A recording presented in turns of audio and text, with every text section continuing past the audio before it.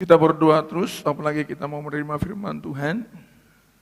Sebab ini yang sedang dihadang oleh Herodes, yaitu tentang firman ini. Kalau soal bernyanyi tepuk tangan, iblis tidak pernah risau dengan hal-hal begitu. Tapi begitu sampai kepada firman Tuhan, dia gelisah. Itu sebabnya kita berdoa supaya jangan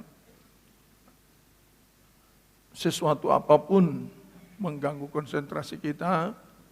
Kita sudah datang dengan pengorbanan, biaya, waktu. Saya selalu merenungkan itu. Umat Tuhan ini datang beribadah, berkorban, waktu, biaya, meninggalkan segala-galanya. Kalau Tuhan tidak menolong lagi, tidak bicara, dan semuanya hanya agamawi, betapa celakanya semua keadaan ini. Dan saya pun selalu mengoreksi diri. Apakah saya ini hamba Tuhan yang jujur enggak kepada diri sendiri, juga kepada Tuhan, bahkan kepada umat Tuhan dalam melayani Dia. Itu sebabnya mari umat Tuhan dengan penuh sukacita kita lewati hari demi hari menuju akhir tahun 2024. Cepat sekali ya, cepat sekali. Karena apa? Begitu penatnya perjalanan ini, sehingga rasa-rasanya kita mau terbang keluar dari dunia yang penuh dengan air mata ini. Tapi Tuhan senantiasa ada. Dia berjanji pasti datang kembali. Amin ya. Memberikan kita kelegaan. Maka saya sapa semua, baik yang di media, baik yang di ruangan ini. Shalom. Shalom. Ya, yang di atas sana shalom. Ya, puji Tuhan. Tuhan memberkati respon yang baik. Mari kita akan baca firman Tuhan. Sebagaimana janji saya, ini adalah firman Tuhan tentang Natal. Yaitu temanya Natal menggenapi firman Tuhan. Ini bagian kedua dari 3. Tinggal satu lagi. Nanti pada tanggal 25 akan saya sampaikan. Sehingga kita menerima berkat-berkat Natal ini. Memang tema ini benar. Makanya di dalam ayat-ayat yang nanti kita baca akan dikatakan sedemikian. Mari kita baca sekarang Matius pasal 2. Kita berada ayat 16 sampai 18. Ya, karena ayat ini hanya 3 ayat saja. Mari sama-sama kita baca ya. Kemudian Bapak Sasim Situm orang sebagai leader supaya jangan bergelombang suara itu. Semua seirama, bisa terkoordinasi karena menggunakan telinga, pikiran, konsentrasi yang baik, sehingga Tuhan dimuliakan. Mari kita baca ayat yang ke-16, 3, 2, ya.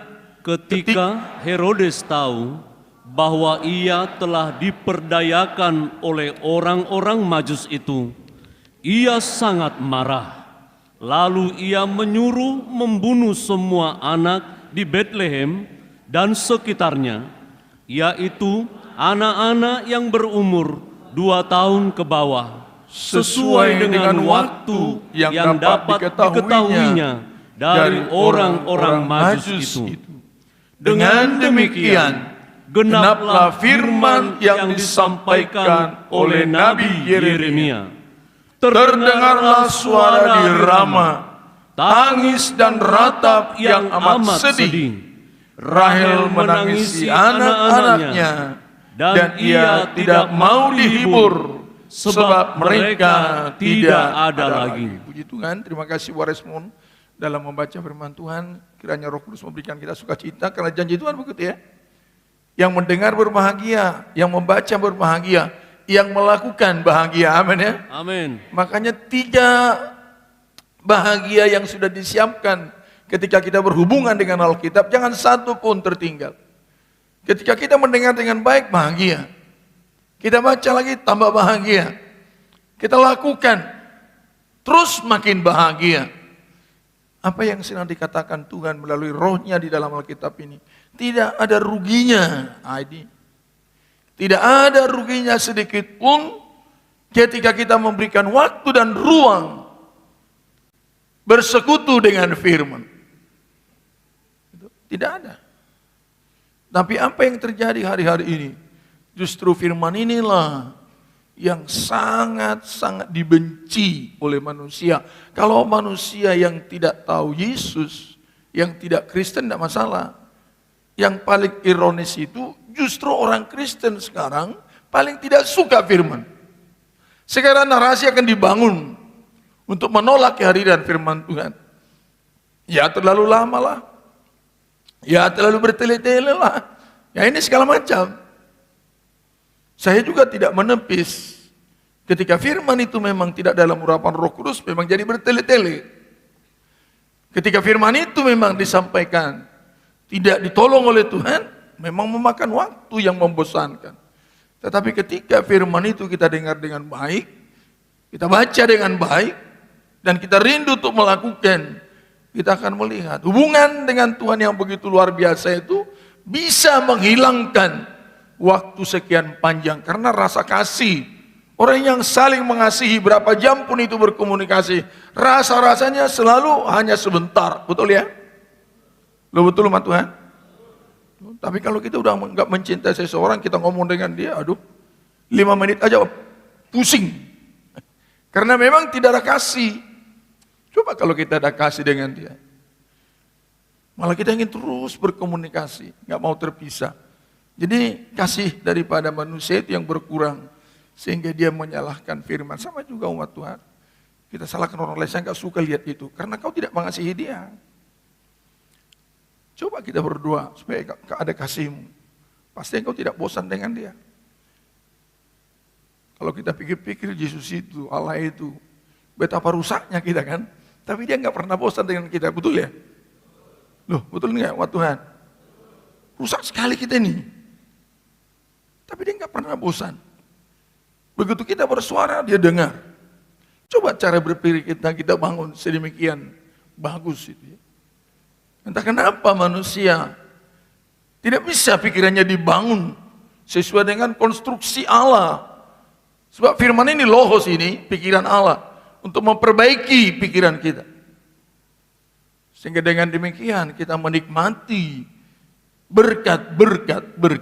Kita lihat di sini, temanya memang, tampilkan temanya media ya. Dikatakan di sana Natal menggenapi firman Allah. Sekali lagi saya tekankan ayat 17 tolong dibaca. Dengan demikian, genaplah firman yang disampaikan oleh Nabi Yeremia. Genaplah firman. Kalau minggu lalu juga demikian. Baca 15. Dan tinggal di sana hingga Herodes mati. Hal itu terjadi supaya genaplah yang difirmankan Tuhan oleh Nabi. Ya, supaya genap. Jadi begitu umat Tuhan. Ketika kita menerima Natal, kita menggenapi firman Allah. Kenapa menggenapi firman Allah? Supaya berbahagia. Amin umat Tuhan. Amin. Amin umat Tuhan. Selama kita tidak menggenapi firman Allah, walaupun kita tidur di gereja ini, kita bangun gereja, sekolah teologi kalian sampai profesor, nggak pernah jadi.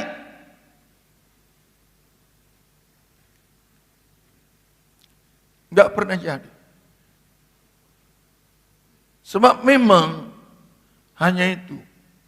Tapi apa yang kita lihat di sini? Kita lihat dulu. Kenapa Yesus sebagai bayi aman? Sebab ternyata ketika datang rencana Allah, visi Allah yang luar biasa demi penyelamatan manusia, pasti akan berhadapan dengan iblis yang sangat benci dan marah. Dan yang paling disasar itu anak-anak. Itu sebabnya mari umat Tuhan, sebagai anak Tuhan, percayakan dirimu digembalakan oleh orang tua. Kenapa banyak anak-anak di Bethlehem Efratah habis ditumpas oleh Herodes dengan amarahnya? Ternyata mereka tidak dijaga orang tua dengan baik. Kenapa tidak dijaga? Tuhan tidak berfirman kepada mereka. Kenapa kepada Maria, Yusuf? Allah berfirman. Karena memang yang lahir itu anak Allah. Amin umat Tuhan. Shalom umat Tuhan. Shalom. Perhatikan baik-baik. Di Natal ini yang paling diserang yaitu anak-anak Tuhan, gereja yang belum matang rohaninya, yang belum dewasa kerohaniannya, tidak terbentuk pribadinya sebagai umat Tuhan, digilas oleh era Natal, hanya karena baju baru lah, hanya karena inilah, hanya karena itu dan segala macam, bisa disembelih oleh dunia ini. Justru Natal-Natal inilah paling banyak tangisan terjadi. Itu makanya kalau datang Natal begini, harusnya bahagia kita, amin ya. Amin. Jangan malah menangis, belum ada ini, belum ada itu, belum ada ini, belum ada. Kalau mau beli baju baru, umat Tuhan, beli aja di bulan Maret, amin ya. Loh, betul umat Tuhan? Jangan beli di bulan Desember. Semua di bulan Desember. Karena kita setting semua di bulan Desember, sehingga bulan Desember ini jadi ratapan. Dan heran, kita tidak pernah mau belajar. Coba bikin tekad, saya tidak mau di Desember susah. Amin umat Tuhan. Desember bikin kue, Desember beli baju, Desember pulang kampung. Berapapun berkatmu kurang.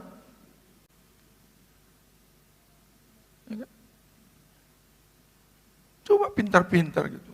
Upayakan di Desember itu, tidak ada yang beli-beli, amin ya. Supaya enak bermalam kudus, haleluya, amin. Bagaimana malam kudus, pikiran kita ini, itu.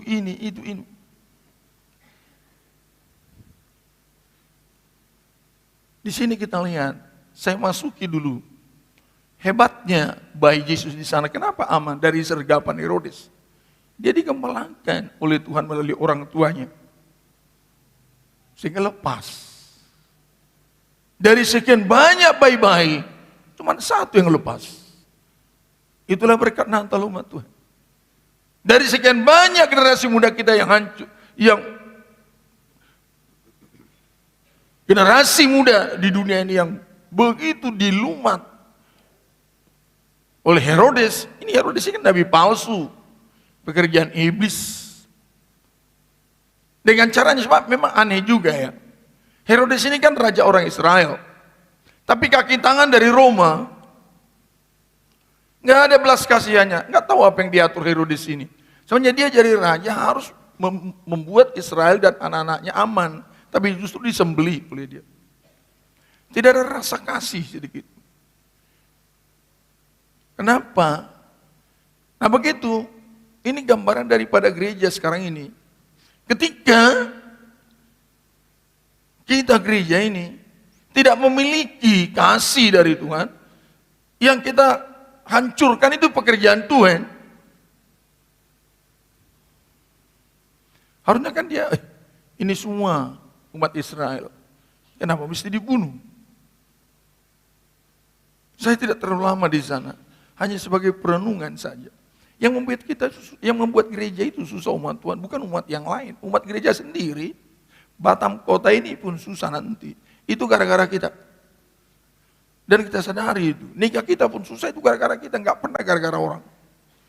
Betul ya? Betul ya? Coba apapun datang di luar sana, kalau kita sangat protektif dengan keluarga kita, aman-aman aja itu. Saya baca bolak-balik itu sedih sekali ya. Kok banyak ini bayi-bayi 2 tahun ke bawah harus semua ditebas. Itu kejadian menjelang kedatangan Tuhan. Sebab sekarang kita menghadapi iblis yang sangat marah. Karena dia tahu waktunya tinggal sedikit. Dia sudah gagal.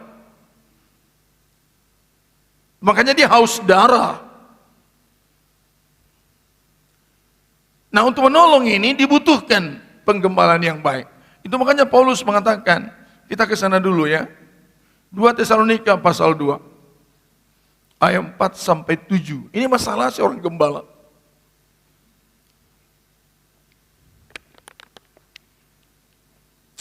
Dua Tesalonika pasal 4 sampai pasal 2.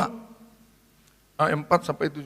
Yaitu lawan yang meninggikan diri di atas segala yang disebut, atau yang disembah sebagai Allah. Bahkan ia duduk di bait Allah. Sebentar dulu ya. Itu 2 Tesalonika ya? Ya Om. Hah? Betul ya? 2 Tesalonika 2:4. Begitu ya? Kalau begitu saya cek dulu ya catatan saya. Kok bisa lain itu ya?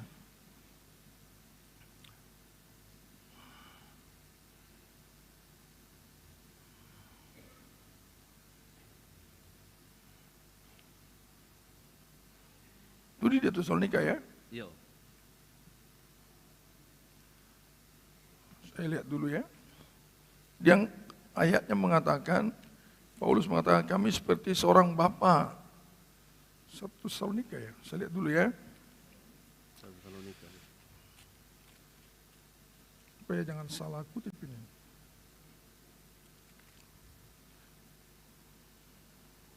Ya, 1 Tesalonika tuh, saya minta maaf ya. Ayat 4, pasal 2. Ayat yang keempat.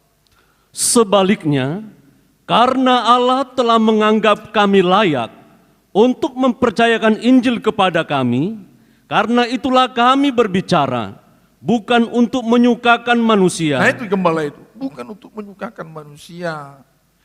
Dimulai dari dirinya, saya kan jadi hamba Tuhan, kita pun jadi hamba Tuhan, bukan untuk cari kesukaan kita.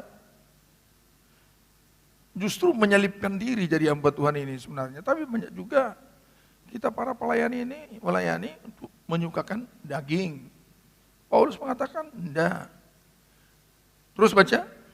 Melainkan untuk menyukakan Allah yang menguji hati kita. Nah, menyukakan Allah itu. Menyukakan Allah. Sejak Yusuf Maria menerima tentang Yesus, mereka kandung dan besarkan, tidak ada lain. Mereka susah, banyak kekalutan, tapi demi menyukakan Allah, dia terima dengan baik. Apa yang terjadi? Aman. Kalau kita sebagai orang Kristen pakai Natal ini, kalaupun kita baju baru mau menyukakan Allah, merapikan gereja menyukakan Allah, atau mau apalah kita buat, bukan menyukakan diri kita. Kalau kita menghadapi Natal ini, kita bikin kue segala macam, supaya menyukakan manusia, air matamu gak berhenti-berhenti. Maka jangan kerjakan itu. Ketika sekolahkan anak, nikahkan anak, hanya untuk supaya kita disukakan, kita akan menangis. Tapi ketika kita urus anak kita, segala perkara kita buat untuk mereka, supaya Allah dimuliakan, ya, tidak pernah menangis. So Allah yang menjadi penghibur, itu anak boleh-boleh saja dia lupa. Tapi apa yang kita buat kepada Allah, Allah dia pegang janjinya, katakan amin. Amin. Dia pegang janjinya. Maka urus anakmu karena menyukakan Allah. Jangan menyukakan kita. Terus baca. Karena kami tidak pernah bermulut manis. Begitu ya. Sebagai gembala, sebagai orang tua, jangan bermulut manis sama anak-anak. Kalau ada katakan ada, kalau tidak ada katakan apa? Ya ada. Kalau salah katakan salah, nggak boleh. Di sini kita gagal. Kita ingin gembala yang menggembalakan dengan baik. Tapi anak kita tidak kita gembalakan dengan baik. Seringkali ketika anak kita salah, kita serahkan ke pendeta. Tidak salah, saya akan layani. Tapi gembalakan dengan baik. Kalau salah, itu salah deh. Itu enggak betul, perbaiki. Jangan bermulut manis. Baca terus. Hal itu kamu ketahui. Ya. Dan tidak pernah mempunyai maksud loba yang tersembunyi. Ya, terus. Allah adalah saksi. Nah ini dia. Ini Paulus. Sehingga dengan hati begitu bagaimana? Baca terus. Juga tidak pernah kami mencari pujian dari manusia. Ya. Baik dari kamu maupun dari orang-orang lain. Ya. Sekalipun kami dapat berbuat demikian sebagai rasul-rasul Walaupun Kristus. bisa mencari pujian, tapi Paulus mengatakan enggak ke situ pikiran saya, kata dia. Lanjut baca terus. Tetapi kami berlaku ramah di antara kamu, sama seperti seorang ibu mengasuh dan merawati Nah, anaknya. di mana ada seorang ibu merawat anak-anak supaya dia enak? Enggak. Seorang ibu merawat anak-anaknya bukan supaya mengenakan dirinya. Cuma satu tujuannya, bagaimana supaya anak ini aman. Betul ya? Betul nggak orang tua? Betul nggak ini? Ya, tentunya pemuda-pemudi yang nggak usah jawab, nggak tahu kalian itu. Nikah-nikah, betul nggak nih? Seorang ibu, apapun akan dikerjakan, bukan menyenangkan dirinya demi anaknya, tapi supaya anak ini aman dari hantaman-hantaman Herodes.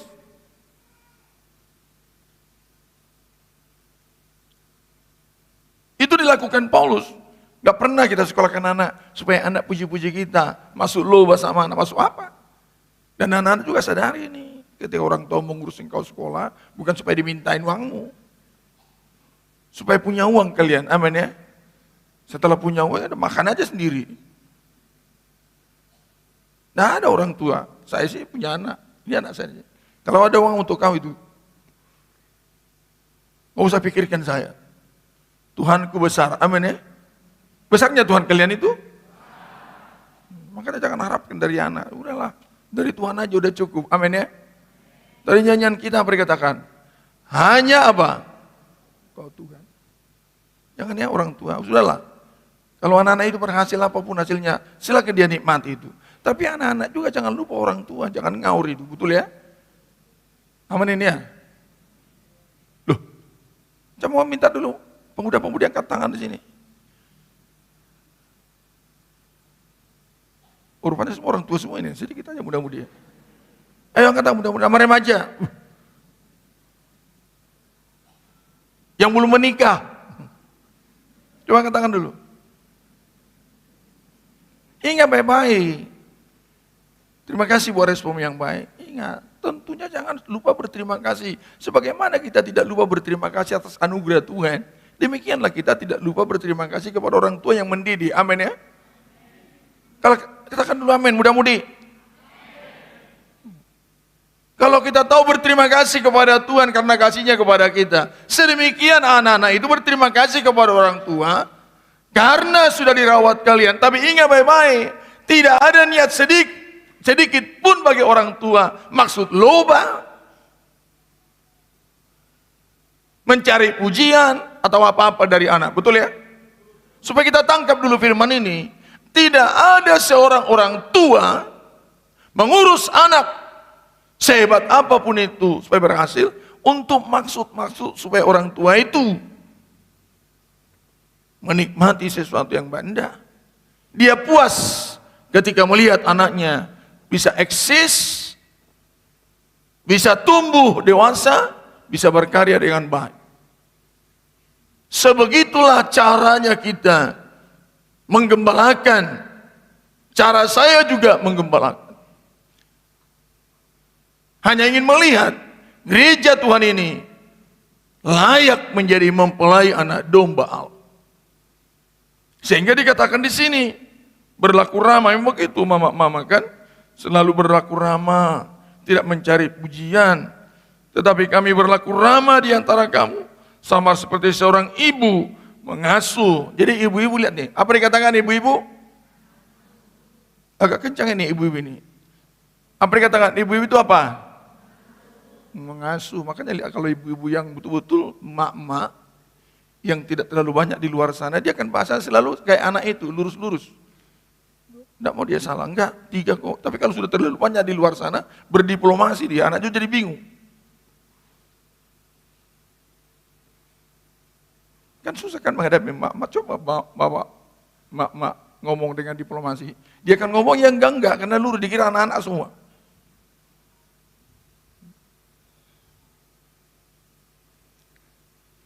Makanya kadang-kala kan, bapak-bapak, jangan bawa itu ibu-ibu, nanti diomong yang tidak diomongi katanya. Karena apa? Dia akan lurus.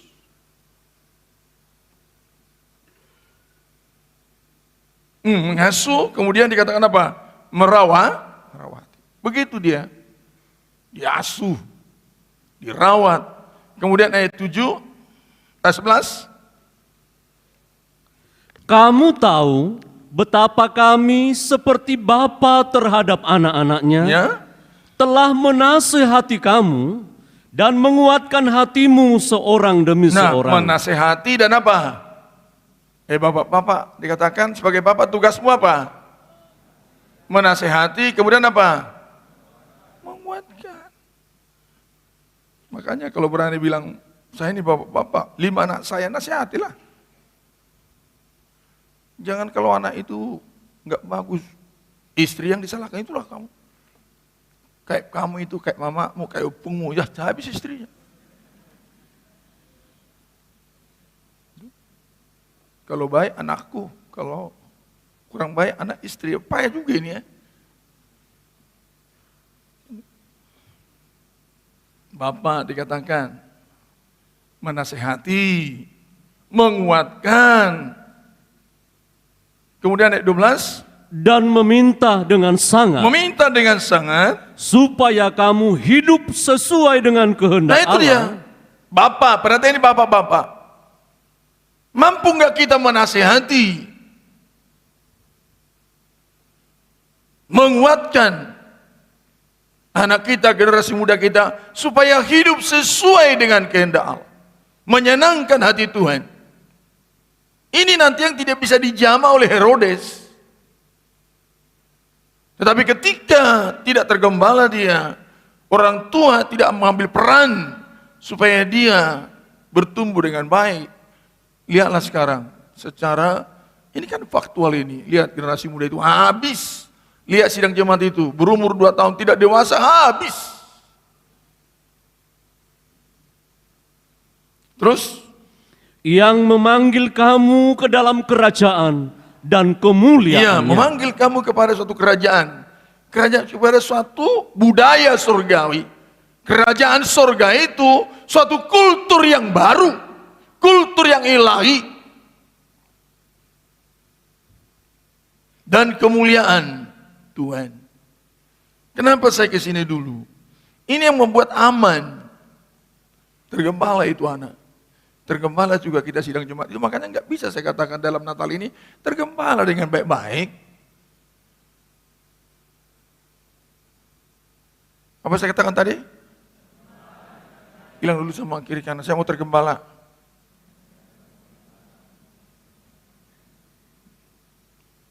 Ketika saya katakan tergembala, bukan kalian harus di sini karena saya gembala yang baik, enggak. Yesus adalah gembala apa?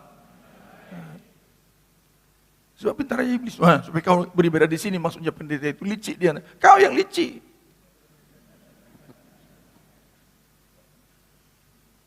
Yesus gembala yang baik, katakan amin. Amin. Yesus gembala yang baik, katakan amin. Amin. Tergembala baik-baik. Tergembala baik-baik. Supaya aman. Jadi ketika apa yang saya tulis, tipu daya Herodes dalam perikop tadi.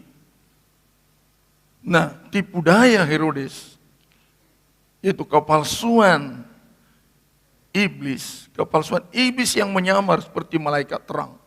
Ya Herodes ini dibuka oleh nanti Allah, asal memang Maria Yusuf taat. Dia kan menyamar seperti orang baik ketika dia mendengar tentang berita siapa? Yesus. Di dalam tulisan saya ini, coba di sini akan kita lihat bagaimana sifat sejati Herodes. Itu. Sifat sejati Herodes itu nomor 3 itu. Dia sebenarnya menolak kehadiran Yesus sebagai raja. Tapi apa yang dipertontonkan? Sibuk belajar dan meneliti firman Allah. Perhatikan lo baik. Banyak sekali hari-hari ini kita umat Kristen ini, kalau umat yang lain tidak masalah, dia akan periksa itu Alkitab supaya dicari kelemahan-kelemahannya. Enggak apa-apa, bagus itu. Tapi kalau kita, saya pun heran sekarang melihat kekristenan ini, apalagi para teman-teman saya, para hamba-hamba Tuhan ini. Harusnya tidak boleh. Alkitab ini terus diotak-utik untuk mencari kelemahan-kelemahan. Tidak percaya bahwa firman itu, Alkitab itu firman Allah. Tujuannya supaya apa? Supaya umat Tuhan itu akhirnya tidak terpelihara dengan baik. Kita lihat model daripada Herodes ini, nggak usah dibaca di pasal 2, kita sudah tahu. Dia menolak kehadiran Yesus sebagai raja. Iblis itu umat Tuhan, dia pasti menolak. Kalau sampai saya dan saudaraku semua tidak pernah tunduk kepada dia, hanya tunduk kepada firman Allah. Amin ya. Dia tidak terima itu. Kalau kita taruh, kita hormat kepada Allah, berarti firman Allah di atas segala-galanya. Dan itu menjadi sesuatu persoalan bagi dia. Ditolak sama dia itu. Kalau saudara beragama Kristen ke Natal, sibuk bergereja, itu tidak jadi persoalan bagi iblis. Yang menjadi persoalan bagi dia, kalau ada raja surgawi menguasai hati manusia, ditolak sama dia. Sebab dia mau terus jadi raja untuk membinasakan manusia ini. Karena dia sudah tahu dia pasti binasa. Jadi dalam Natal ini, tangkap ini umat Tuhan. Strategi iblis ini. Herannya Herodes ini, sibuk belajar, sibuk meneliti firman Allah. Kemudian mengumpulkan tokoh-tokoh agama Yahudi, imam kepala ahli Taurat. Tujuannya cuma satu, supaya dia membunuh firman itu sendiri. Dan itu sedang subur hari-hari ini. Bagaimana Alkitab itu terus diotak-atik. Tujuannya apa?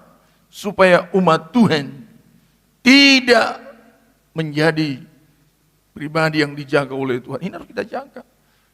Dan itulah yang dijaga oleh Tuhan. Sehingga ini kita lihat, bayi Yesus ini dijaga oleh Allah. Tapi Maria memang harus mentaati. Seorang gembala, seorang orang tua taati firman Tuhan. Supaya anak-anakmu tertuntun dengan baik. Sulit menerima firman Tuhan, sulit. Minggu lalu saya sudah sampaikan. Banyak dikomplain Maria, gimana saya nggak mungkin, sulit bagi saya. Yusuf juga sulit kalau saya terima Maria. Tetapi akhir daripada perkataan mereka mentaati firman Tuhan. Ketika mereka mentaati firman Tuhan, segala kesulitan yang mereka tangkap awalnya ternyata satu pun tidak ada yang jadi bagi mereka.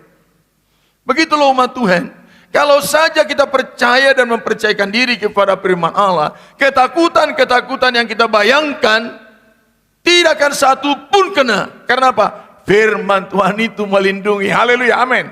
Amin. Amin umat Tuhan. Katakan dulu amin. Amin.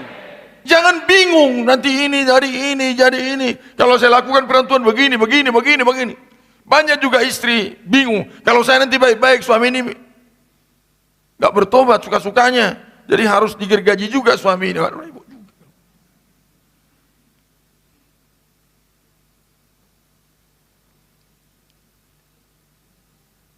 Suami juga begitu. Terlalu banyak ditakuti. Makanya perkataan Tuhan Yesus selalu kata, jangan apa? Loh, apa dikatakan? Kepada para gembala apa katanya? Jangan takut. Kepada Maria apa katanya? Jangan takut. Kepada Yusuf apa katanya? Jangan takut. Yusuf jangan takut ya mengambil Maria. Maria jangan takut, kamu dapat anugerah besar. Kepada para gembala jangan takut. Kalian gak bacain sih Alkitab itu. Jangan takut. Kalau itu firman Allah, lakukan saja. Semua ketakutan-ketakutan yang sepertinya dihembuskan oleh iblis, satu pun tidak ada yang menjamah. Katakan haleluya. Haleluya. Jangan tahu, lakukan aja firman Tuhan. Apa yang tidak dihembuskan iblis? Itu sifat pertama tadi. Dia belajar. Tuh, banyak ayat mendukung itu ya. Tapi nggak usah saya baca, karena kita harus mengedit waktu ini. Dan yang kedua, dalam Matius pasal 2 itu sampai 8, dia membangun komunikasi. Tadi dia selidiki Alkitab, ini dikumpulkan semua guru-guru, yang kemudian membangun komunikasi secara licik dengan orang Majus. Dengan sikap yang sangat apa? Manis. Herodes itu. Nabi palsu itu begitu. Kita pun kalau Kristen ini nggak benar, hebat sekali kita berkata-kata, amin ya. Betul ini. Bukan salah berkata-kata manis, bagus ya, amin ya. Kita harus belajar berkata-kata apa? Manis. Sebab perkataan yang manis dikatakan apa? Perkataan yang baik apa dikatakan di kantor Sapam itu? Hah? Saya takut orang pastori, pada di situ terpampang. Orang pastori ngomong dulu, apa dikatakan? Soalnya biasa, walaupun terpampang di situ nggak pernah dibaca. Yang dilihat, udah lama itu di situ. Padahal orang yang baru datang dibaca, kok ada begini? Saya minta para penyambut tamu di pintu gerbang sana dihafal itu ya.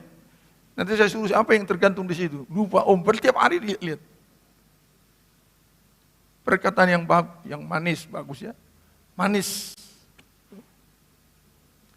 Membangun komunikasi secara licik dengan orang Majus, dengan sikap yang manis, untuk dapat membunuh siapa? Yesus. Tadi dia belajar, mencari strategi. Ini sekarang mulai bersikap manis. Yang ketiga, ini lain. Setelah itu gagal, dia marah sekali. Begitu sikap iblis itu. Pertama dia lembut, pertama dia manis, tapi ketika dia gagal, marah. Dia marah. Nah ketika dia marah, itu menunjukkan dia sudah kalah. Amin umat Tuhan. Loh, amin ini. Coba bacanya. Kemarahan iblis itu untuk mengklarifikasi, dia sudah kalah. Ayat 16. Ketika Herodes tahu bahwa ia telah diperdayakan oleh orang-orang Majus dia sadar dia sudah kalah. Amin ya. Amin umat Tuhan. Jadi yang paling susah kita hadapi iblis yang sudah kalah. Memang di mana-mana orang kalah ributnya itu, betul ya? Kok kencang kali betul ini? Di mana-mana yang sudah kalah selalu apa? Ribut.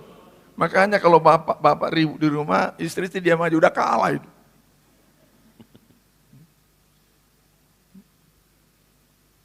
Selalu begitu. Ribut. Sudah kalah. Tapi heran, banyak sekali kita umat Tuhan ini tumbang kepada pribadi yang sudah kalah. Karena apa? Kita tidak taat. Jadi kita lihat tipu daya Herodes, kepalsuannya yang menyamar seperti malaikat terang, terungkap oleh ketaatan Yusuf dan Maria pada firman Tuhan. Yang saya baca ini di poin awal nomor 2 ya, terungkap. Ketaatan Yusuf dan Maria pada firman Tuhan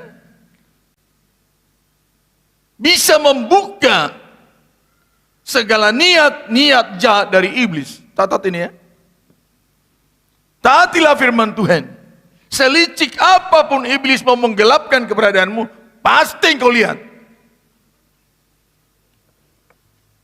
Tapi ketika kita tidak mentaati firman Tuhan, kita habis ditipu oleh si jahat. Ketaatan Yusuf dan Maria pada firman Tuhan. Dalam hal ini untuk meninggalkan apa? Bethlehem Efrata. Itu enggak mudah kan? Ini baru melahirkan. Anak ini masih kecil. Tapi firman Tuhan mengatakan pergi ke Mesir. Bisa aja dia komplain, enggak usah ke Mesir, ke tempat lain. Tapi dia enggak ada ngomong apa-apa. Dia berangkat saja. Dan setelah berangkat pergi di sana. Tinggal di sana. Sampai menunggu penggembalaan dari firman Tuhan. Dia takuti di Mesir. Banyak masalah di sana. Dia tidak lahir di sana, dia tidak besar di sana. Dia tidak tahu apa yang terjadi di sana. Yang dia tahu, firman Tuhan memerintahkan. Amin ya.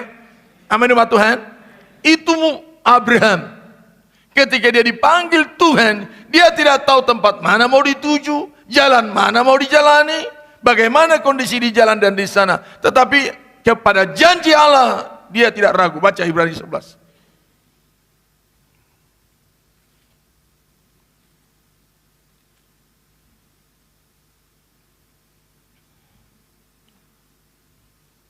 Pasal 11 Ibrani, ayat yang ke-8.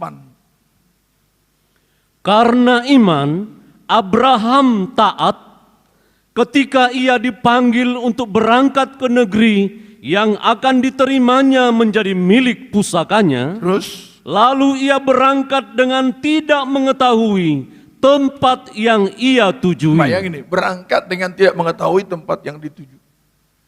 Coba kita pikir ini. Makanya Abraham ini wujud daripada gereja yang taat. Dia tidak bisa lagi menggunakan kemampuan-kemampuan yang ada dalam dirinya. Dia hanya mempercayakan kepada firman Tuhan, suruh berangkat, dia berangkat. Itu dalam Kejadian pasal 12. Tetapi di sana dia, ayat 10, Sebab ia menanti-nantikan kota yang mempunyai dasar, yang direncanakan dan dibangun oleh Allah. dia mempercayakan diri terhadap janji Tuhan. Dia berangkat saja. Itu sebenarnya terhadap firman Tuhan, umat Tuhan. Gak usah kita terlalu banyak kompromi dengan ketakutan kita. Lakukan aja. Pasti akan terjadi mujizat besar. Haleluya, amin ya. Sebab di dalam firman ada hidup. Dia pasti, Allah pasti jamin firman. Jadi ketaatan ini akan membongkar, akan menaklukkan seluruh kelicikan, niat jahat, tipu daya dari iblis. Sebenarnya kalau orang Kristen yang baik, yang mentaati firman Tuhan, dia tidak bisa ditipu oleh iblis. Kalau kita sudah nggak bisa ditipu oleh iblis, kita pun tidak bisa ditipu oleh diri kita. Amin, amin. Dan juga tidak ditipu oleh manusia-manusia lain. Karena apa? Si hidup di dunia, Nah itu Paulus, memang saya masih di dunia kata dia, baca terus. tetapi kami tidak berjuang secara Iya, duniawi. gaya hidup kami tidak dunia, itu loh. Tolong lihat saya umat Tuhan, kita masih ada di Pulau Batam, amin. Amin. Tapi gaya hidupmu jangan seperti gaya yang ada di dunia. Sesederhana itu kok. Kalian kuliah, boleh bagus. Tapi gaya hidupmu jangan seperti yang tidak mengenal Tuhan. Kemudian kita dengarkan itu. Memiliki, yaitu kekenyalan yang luar biasa. Fleksibelnya tinggi sekali. Risilan itu. Dia tahan dia. Kenapa? Dia tahu Tuhan menyertainya. Sehingga Paulus mengatakan, memang kami masih di dunia, tapi cara kami hidup tidak mendunia terus. Karena senjata kami dalam perjuangan Ya, karena strategi kami di dunia bagaimana? bukanlah senjata duniawi, Bukan menggunakan cara-cara dunia. Begini loh, Tuhan. Dunia ini dikuasai oleh iblis, amin ya. Segala cara yang di dunia bisa ditaklukkan oleh iblis. Cuma satu cara yang tidak bisa dikalahkan oleh iblis. Lakukan segala perkara sesuai dengan firman Allah. Dia bingung. Lakukan aja segala perkara sesuai dengan firman Allah. Iblis nggak bisa jangkau.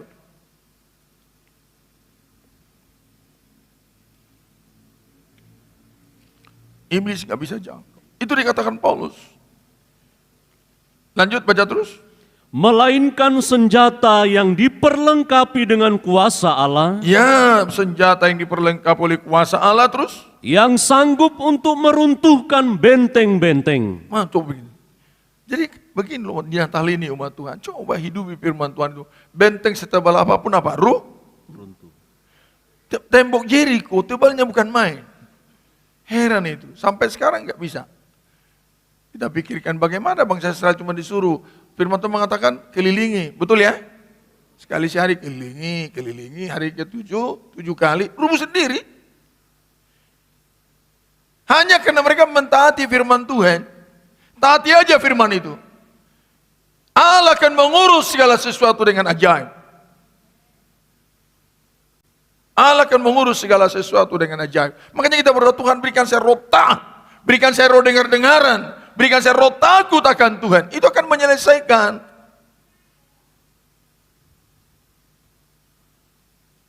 Sehingga merubuhkan benteng-benteng.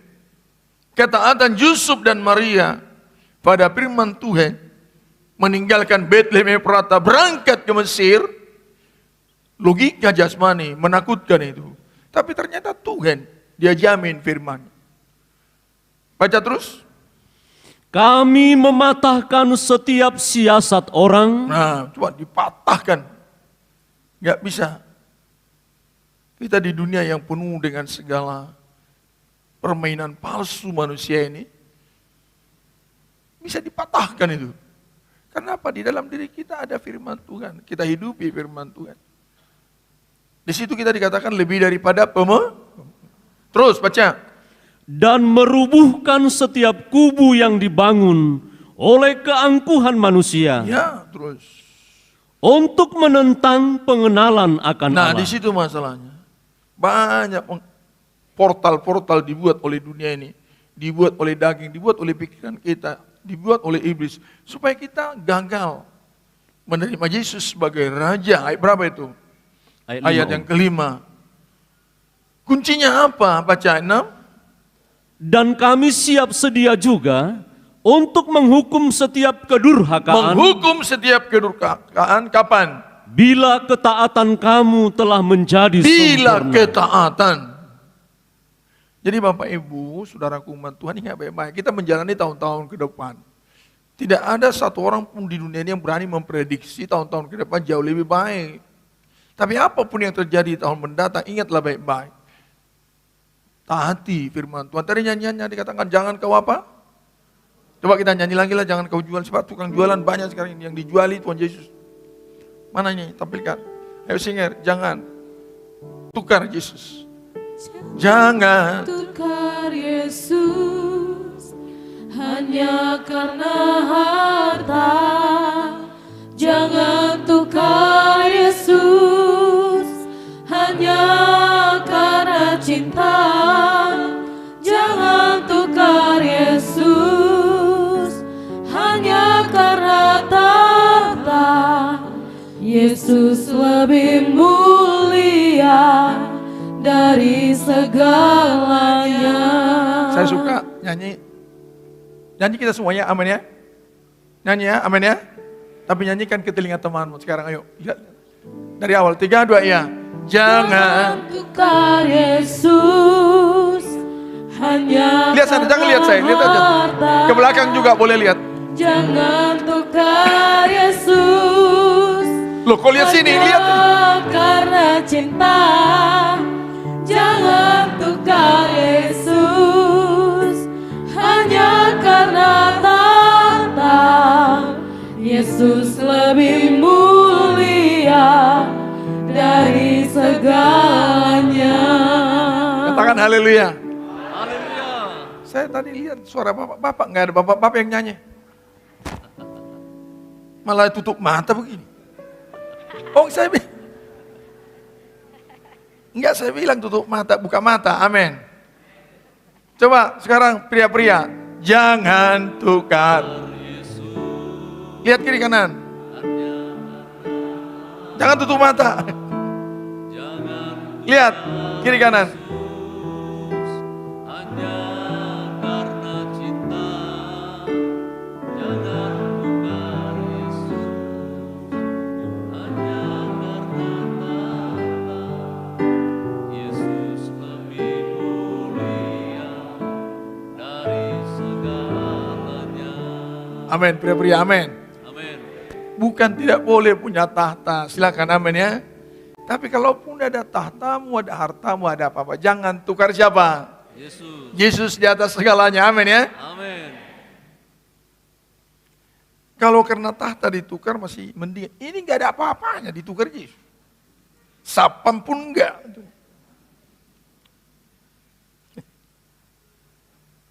Enggak punya uang ditukar Yesus, janganlah. Apalagi kalau enggak punya uang. Ini aja dikatakan karena banyak uang jangan tukar siapa? Karuan. Ini kita nggak punya uang mau ditukar Tuhan Yesus. Mau jadi apa kita ini? Dijauhkan Tuhan lah itu ya. Bilang dulu bukan saya itu. Jangan. Haleluya, jangan tukar Yesus. Sebab ternyata ketaatan itu merubuhkan semuanya. Perkara-perkara yang dibuat oleh iblis. Kelicikan Herodes, lompat ke nomor 5. Kelicikan Herodes menggunakan orang majus digagalkan oleh Allah. Coba lihat. Segala kelicikan sedang dibangun oleh iblis. Kita tidak tahu. Banyak hal kita tidak mengerti ke depan. tapi Tuhan bisa menjaga kita. Amin ya. Amin. Amin umat Tuhan. Amin umat Tuhan. Amin. Kita tidak tahu mau kemana dunia ini dibawa oleh si jahat. Karena dia penguasa di sini. Tapi Yesus bersama dengan kita. Amin. Amin. Dia jaga engkau. Banyak hal tak ku pahami.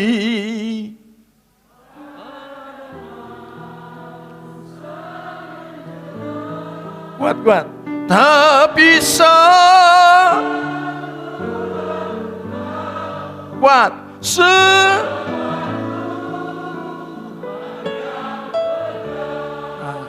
hebat ya. Haleluya. Amin ya. Udahlah. Banyak hal kita tidak tahu bagaimana.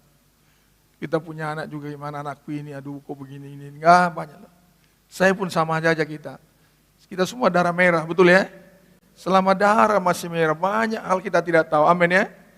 Tetapi ingat baik-baik, Tuhan bisa membuka semua kelicikan iblis. Asal kau tetap setia di dalam Tuhan. Di sini kita lihat Herodes terbuka segala niat jahatnya.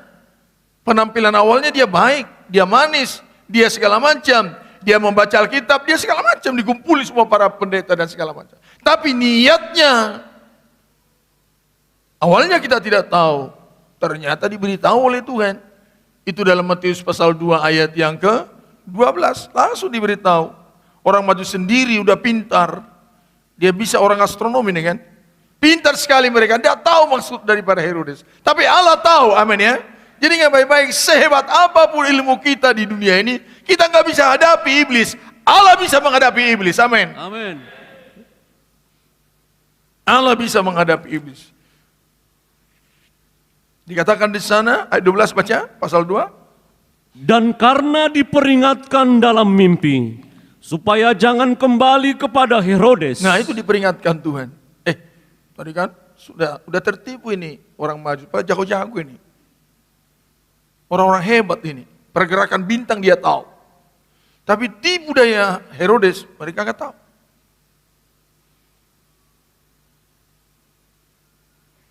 Akhirnya Tuhan buka kepada mereka, maka pulanglah mereka ke negerinya melalui jalan lain. Memang begitu loh umat Tuhan.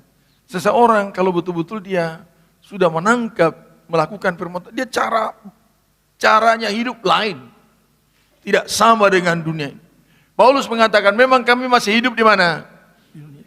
Tapi cara kami berjalan tidak sama dengan dunia ini. Tidak bisa dibaca oleh iblis. Cumalah begitu kita umat Tuhan, GBT Batam Kota ingat baik-baik. Berjalanlah sesuai dengan firman Tuhan. Engkau tidak bisa dihadang oleh siapapun. Menjadi orang yang senantiasa dijaga, dipelihara oleh Tuhan. Jangan gampang, para pemuda dimanapun engkau ditempatkan Tuhan, dimanapun engkau sekolah, dimanapun engkau bekerja, ingatlah baik-baik. Taruh Yesus menjadi nahoda dalam kehidupanmu. Banyak tantangan, banyak masalah, dia akan terus berjalan dengan baik, dituntun oleh Tuhan. Sebagaimana bangsa Israel. Mereka melewati padang gurun, mereka tidak tahu mau kemana. Tapi lihat, tiang api dan tiang awan terus apa? Melangkah. Dan mereka terus ikut itu. Demikian kita sekarang, ikuti saja. Tergembalalah dengan baik. Lakukan firman Tuhan. Hidupmu di tangan Tuhan. Sehingga karena dia gagal, marah sekali. Sangat marah Herodes. Wujud kemarahannya ditunjukkan. Lalu membunuh semua anak-anak di Bethlehem yang berumur di bawah 2 tahun. Coba ini perlu kita lihat dalam Wahyu. Coba di depan terjadi ini. Wahyu 12 ayat 3. Maka tampaklah suatu tanda yang lain di langit. Ya.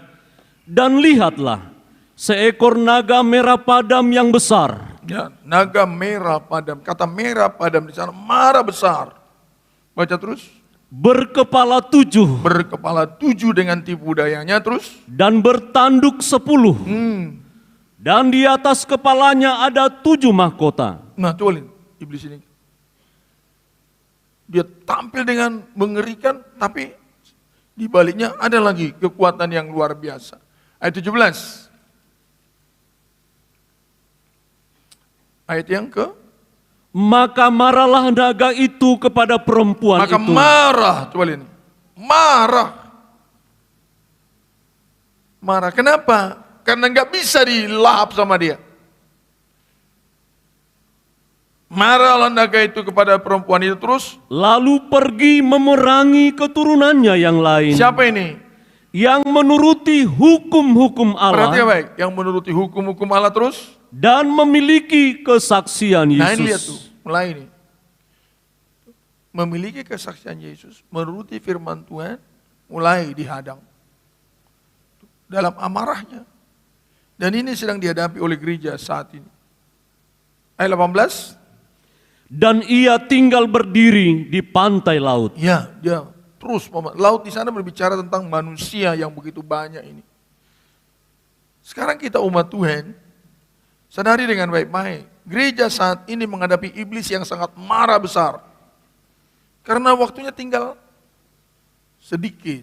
Maka hidup kita ini harus makin mentaati firman Tuhan. Kita harus hidup dalam KKR Kaum Muda dikatakan pakailah selengkap apa? Senjata. Tentunya di sana bukan hanya menuruti lagi, sudah mulai bereaksi, berperang. Pakai.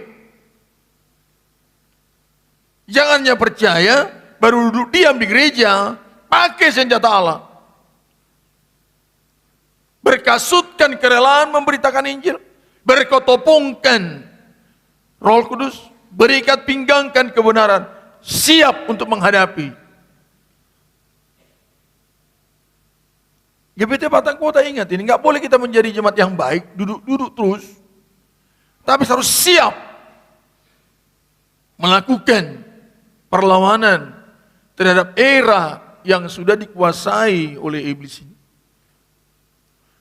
Dengan pikiran kita dikuasai oleh Roh Kudus, kehidupan kita terus berada dalam kebenaran ikat pinggang, kemudian hati kita dikuasai oleh baju sirah yang tidak bisa ditembus dengan kebencian, dengan dendam, dengan kejahatan, dengan segala macam yang ada di dalam. Ini udah mau tahun baru ini, jangan tunggu tahun baru minta maaf, betul ya? Makanya jangan diurus setelah tahun baru, sekarang diurus itu minta maaf itu, amin ya? Sebab begitu, kalau di kampung kami begitu, ada di kampung kalian. Kalau sudah tahun baru semua, nyanyiannya nomor udah musai berapa tahun. Setelah 1 tahun baru minta maaf, setelah 1 tahun minta maaf, terlalu banyak yang mau dimaafkan. Ditanya lagi BH2 apa? Lanjutannya, Turedo? Nah itu. Hari-hari ini itu diperbaiki. Ini kita menghadapi iblis yang sedang marah. Makanya kita lihat bagaimana dunia sedang digoncang oleh dia. Tetapi kita lihat di sana Maria Yusuf aman. Haleluya, amin ya. Amin. Saya harus katakan ini sebagai hamba Tuhan. Firman Tuhan mengatakan aman kehidupanmu di dalam Tuhan, amin ya. Saya juga aman kehidupan saya di dalam Tuhan. Aman anak-anak saya. Aman keturunan saya. Demikian kita semua aman di dalam Tuhan. Amin ya. Saya mau nyanyi dulu. Selamat di tangan Yesus. Naikkan sedikit.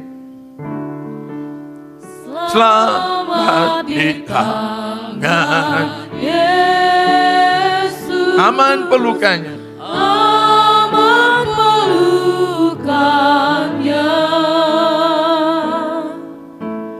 Dalam teduh kasih-Nya aku bahagia. Lagu merdu. Lagu merdu malaikat olehku terdengar dari negeri mulia, damai sejahtera. Selamat di tangan Yesus, aman pelukannya.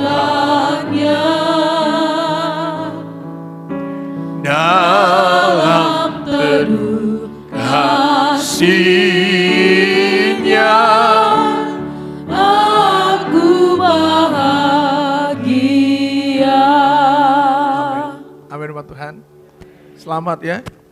Mudah-mudi nikah-nikah selamat di tangan Yesus. Berangkat mereka, iblis mengamuk. Puncak dari usaha Herodes dalam menolak kiraan Yesus, membunuh bayi-bayi yang berumur 2 tahun ke bawah. Ini sedang kita lihat menjelang kedatangan Tuhan.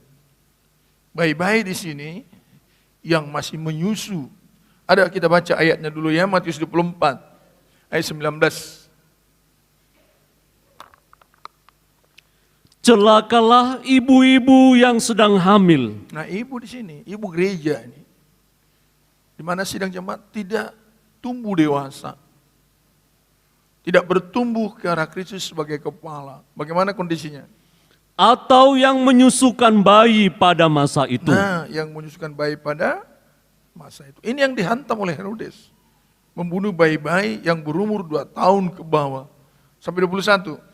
Berdoalah supaya waktu kamu melarikan diri itu jangan jatuh pada musim dingin. Nah, musim dingin gak ada berkah. Maka rohanimu jangan dingin loh sama Tuhan. Salam sama Tuhan. Jangan dingin, jangan beku. Ibu-ibu juga ayo. Bawa anak-anak kita terus mengenal Yesus. Supaya jangan jadi celaka jadinya. Yesus sana pada masa bayi. Digendong oleh Maria dan Yusuf. Bersama dengan firman Allah. So ini yang mau dihantam. Maka lihatlah sekarang, era sekarang kan, generasi Z ini. Yang dihantam itu generasi muda. Sebab iblis mau supaya manusia ini, generasi rusak. Supaya dihukum semuanya. Tapi Tuhan senantiasa hadir menolong. Terus baca. Dan jangan pada hari Sabat. Ya, jangan Pak. Artinya jangan sampai tidak ada pergerakan. Sebab di hari orang Israel Sabat itu nggak ada pergerakan. Ya, berdoa, jangan sampai tidak ada kegiatanmu melayani Tuhan. Jangan dingin rohanimu. Jangan dewasa kerohanian kita. Jangan sampai tidak dewasa kerohanian kita. Jangan menyusu terus. Ini dikatakan bayi yang menyusu, bayi yang masih menyusu. Apa itu? Menunjuk pada ketidakdewasaan rohani. Yang kedua, gereja yang bertabiat daging ini. Yang kita mau baca, gereja yang bertabiat daging. 1 Korintus 3, ayat 1 sampai 3. Dan aku, saudara-saudara, pada waktu itu tidak dapat berbicara dengan kamu seperti dengan manusia rohani. Ya, nggak bisa. Kenapa? Tetapi hanya dengan manusia duniawi. Manusia duniawi terus? Yang belum dewasa dalam Kristus. Yang belum dewasa dalam Kristus terus? Susulah yang kuberikan kepadamu. Nah, coba ini sidang jemaatku, susu. Kenapa? Bukanlah makanan keras. Bukan penyucian, bukan penggembalaan, bukan ketaatan. Namanya anak-anak suruh taat, nggak bisa. Tidak bisa didisiplinkan. Kenapa masalahnya? Sebab kamu belum dapat menerimanya. Nggak bisa. Bayangin gereja sampai sekarang. Nggak bisa didisiplinkan. Tidak mengalami penyucian. Bisanya gereja sekarang hari-hari ini itu kan anak. Hanya susu. Ya jangan ribut lah. Itu pakaian yuk. Yang bagus, mandi. Sehingga ini dicari ini. Yaitu firman Tuhannya lembut sekali. Mengasihi kita, tidak bisa dewasa. Padahal Tuhan mengatakan pakailah selengkap senjata Allah, berdirilah teguh. Kenapa sampai nggak bisa dewasa terus? Dan sekarang pun kamu belum dapat menerimanya. Sampai sekarang nggak bisa menerima pangkalan keras, penyucian, ketaatan, disiplin dalam melakukan firman Tuhan terus. Karena kamu masih manusia duniawi. Bagaimana manusia duniawi ini? Sebab jika di antara kamu ada iri hati. Nah, iri hati mah susah itu. Iri hati, bayangin. Pendeta masih iri. Padahal sudah melayani. Tapi imam di sini gak ada iri hati ya. Amin ya. Amin ini. Tuh, wah si mobilnya baru, kok saya gak baru. Iri itu. Si anu kok dudulnya satu belanga kami gak ada, iri hanya. Iri. Ini menunjukkan anak-anak, iri. Apalagi? Dan perselisihan. Nah, sibuk berselisih. Entar aja masih berselisih ini. Saya mau tanya, berapa musuh kalian sekarang? Hah? Gak ada lagi? Masih ada? Tinggal 2 om. Berat. Masih ada? Bilang dulu, gak ada lagi musuh saya. Jangan sama saya bilang. Bilang dulu ke belakang, gak ada musuh saya. Saya gak iri lihat kamu. Ini anak-anak ini, iri, berselisih, apalagi? Bukankah hal itu menunjukkan bahwa kamu manusia duniawi? Nah ini duniawi dulu, Tuhan. Bayangin, katanya firman pengajaran, mempelai. Namanya firman pengajaran mempelai, bayangin. Sudah dewasa itu diajar, luar biasa memang.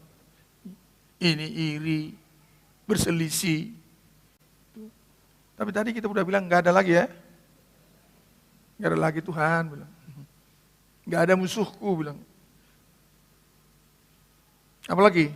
Dan bahwa kamu hidup secara manusiawi. Habisnya? Habis om. Iri. Apa tadi? Tanda-tanda Kristen duniawi? Iri. Kemudian apa? Perselisihan. Perselisihan. Itu namanya hanya minum susu. Orang berselisih, udah janganlah, gak usah ribut lah. Itu kan adikmu, sabar ya. Kapan mau ke surga? Sabar. Bukan itu lagi. Memang kalau sama anak itu kan jangan, itu kan adikmu, kakakmu, sabar. Kan adikmu itu kan. Kapan mau ke surga ini?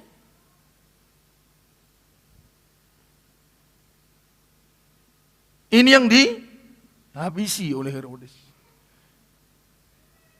Yaitu gereja yang bertabiat daging. Tidak memiliki kedewasaan rohani. Orang dewasa sudah, dia mengganggu kita aman-aman aja lah. Amin ya. Amin buat Tuhan. Kalau kita dikata-katai, apa kalian katakan? Ya sudah, ada apa-apa. Betul ya? Jangan kita tutup mulut orang, amin ya. Yang kita tutup mulut siapa? Kita. Jangan pula kututup mulut. Langsung kututup mulutku, amin ya. Tutup mulut. Itu. Kalau kalian dapat WA, tutuplah WA-mu, amin ya. Dong. Cuma sekali, kalian terus 2 hari terus WA. Dimakan oleh iblis. Sehingga kita lihat di sana, dikatakan ayat 17-18, saya percepat penggenapan firman Tuhan tentang penderitaan umat Tuhan yang tetap hidup dalam daging, itu kan dikatakan menggenapi nubuat apa? Yeremia. Coba ayat 17, pasal 2 Matius, sedikit waktu, saya akan kejar ini. Dengan demikian, genaplah firman yang disampaikan oleh Nabi Yeremia. Ya, apa itu? Terdengarlah suara di Rama, tangis dan ratap yang amat sedih. Ya. Rahel menangisi anak-anaknya, dan ia tidak mau dihibur, sebab mereka tidak ada lagi. Tidak ada lagi. Itulah gereja. Ketika kita tidak dewasa, kita akan hilang dari rencana Tuhan. Ketika kita jauh dari Tuhan, yang ada tangisan. Sebab kalau ini ya, dalam Yeremia pasal 31 ayat 5, Rama itu tempat penahanan. Ketika bangsa Israel kan mau dibuang, sebelum dibawa ke Babel, dikumpulkan di Rama.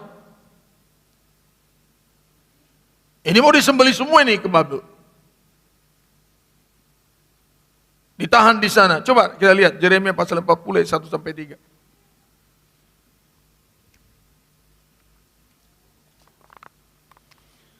Firman yang datang daripada Tuhan kepada Yeremia. Ya. Sesudah ia dilepaskan dari Rama oleh Ya, soalnya Yeremia juga di Rama ditahan dia di sini.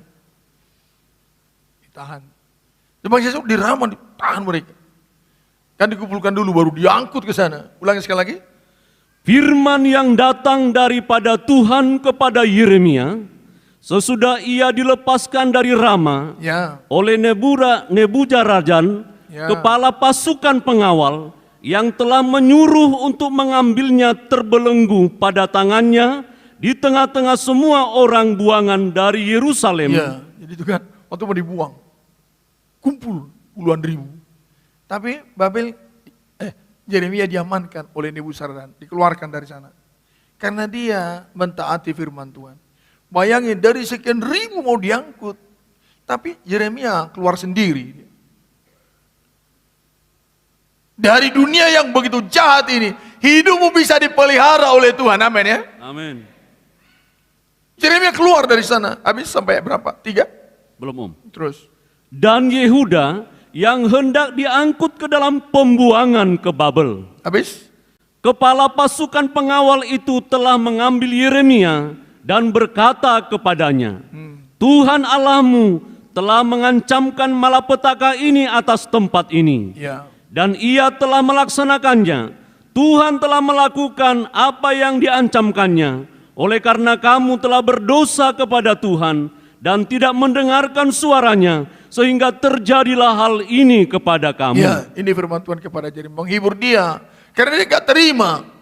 Dia gak terima bangsanya, umatnya dibawa. Sedih perasaannya. Tapi Tuhan bicara melalui Nebuzaradan. Ini karena dosa kalian. Sehingga Tuhan melakukan ini, bayangin. Sampai Nebuzaradan menyampaikan maksud itu kepada Yeremia. Karena sedih dia. Karena sudah dikumpulkan di sana. Nah ini yang dikatakan dalam Matius ini diambil oleh Matius. Terjadi kejadian di Rama, di mana banyak dikumpulkan di situ anak-anak Tuhan untuk ditawan ke Babel. Tetapi kalau hidupmu ada di dalam Tuhan, Tuhan bisa melepaskan engkau dari sana. Amin ya. Amin. Tuhan bisa menolong engkau dari sana. Tuhan bisa menolong anak-anakmu dari sana. Tuhan bisa menolong masa depanmu keluar dari tawanan. Betapa dahsyat Natal ini. Asal saja kita menggenapi apa? Firman.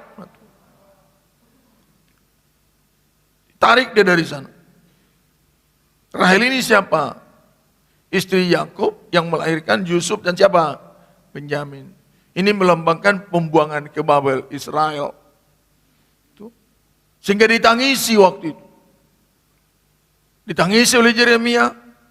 Coba ratapan pasal 2 ayat 11 12.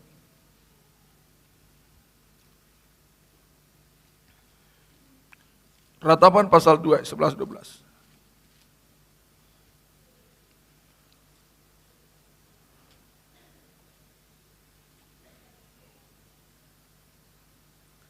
Ratapan pasal 2 ayat 11. Mataku kusam dengan air mata, Mataku kusam dengan air mata, terus remuk redam hatiku, remuk redam hatiku, terus hancur habis hatiku, karena keruntuhan putri bangsaku. iya, karena keruntuhan putri bangsaku. Itu Yeremia menangisi. Dan gak bisa lagi, karena pasti dibuang ke Babel. Itu yang dikatakan dalam Matius tadi. Yaitu tangisan daripada gereja, tangisan daripada umat Tuhan karena tidak mentaati, melihat semua keadaan jadi kalut. Itu sebenarnya dikatakan bangkitlah, bersinarlah, karena memang dunia apa? Gelap.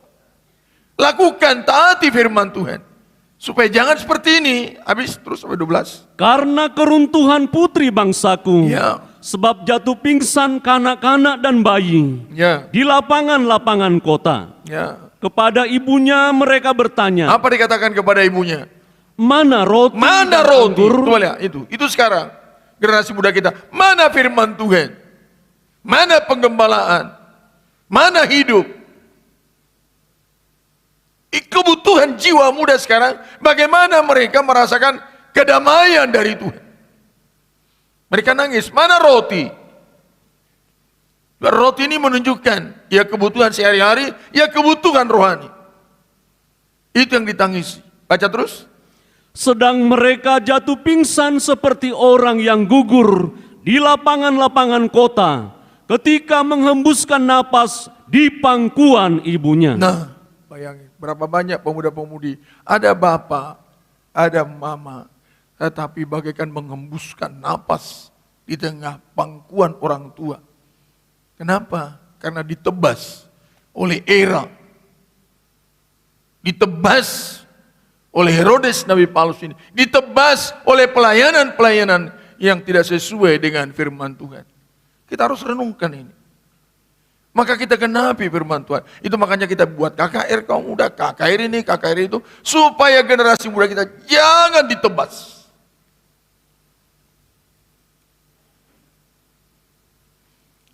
Karena tidak ada yang memberikan mereka kekuatan.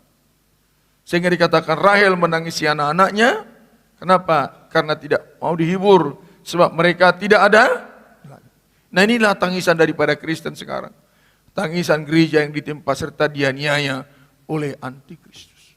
Kiranya Tuhan menolong kita sebagai ayat terakhir. Penghiburan kepada kita. Yeremia 31 ayat 15. Sampai ayat yang ke-16.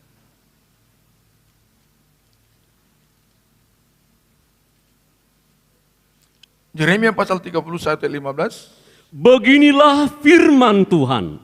Dengar, terus. di Rama terdengar ratapan, tangisan yang pahit pedih. Rahel menangisi anak-anaknya, ia tidak mau dihibur karena anak-anaknya, sebab mereka tidak ada lagi. Nah, pikirkan loh umat Tuhan. Di depanmu ada generasi muda, di pelukanmu ada anak-anakmu. Mereka sedang meningkat dewasa, mereka sedang menuntut masa depan. Boleh saja mereka kuliah, boleh saja mereka kerja. Ingat baik-baik, sadari bahwa mereka sedang disergap, diincar.